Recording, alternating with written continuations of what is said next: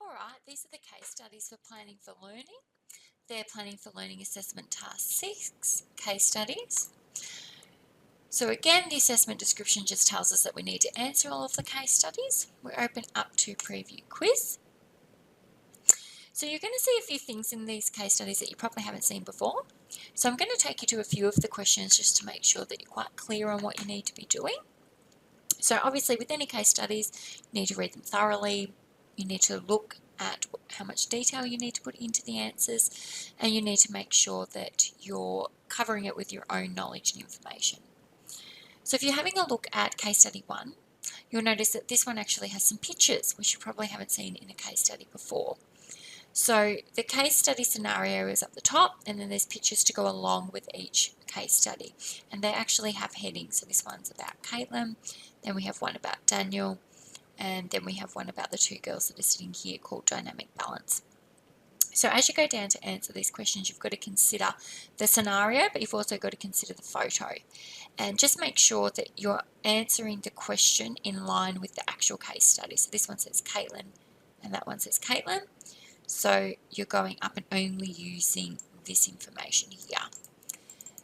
So the case studies are very much like that. So then we go to question 2.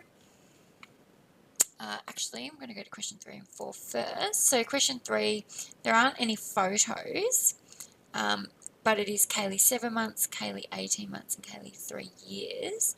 And you just need to make sure that when you're actually answering the questions in the box to the side, that you're using the information in relation to how old Kaylee is. So for this question here, you're only using the information in this section. So that can be where it sometimes trips up students because they're reading it all and they're taking all the information into account.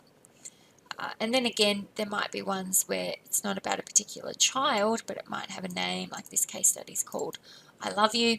So when you go down, it says I love you, and you answer the question on that scenario. And then it's the he's not sharing. And then that's that one there. So there's quite a few questions like that here. I wanted to go back to question 2 just to explain this last column here. So it does say here that you need to reference a particular reading, which you will jump onto and gather the information.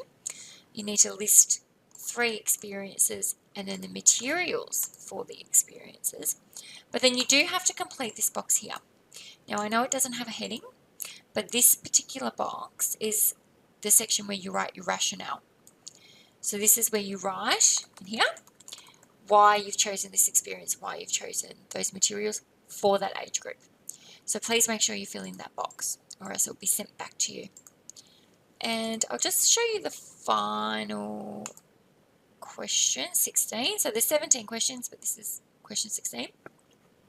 This one here has a few questions, and it's all relevant to opening up this web link here.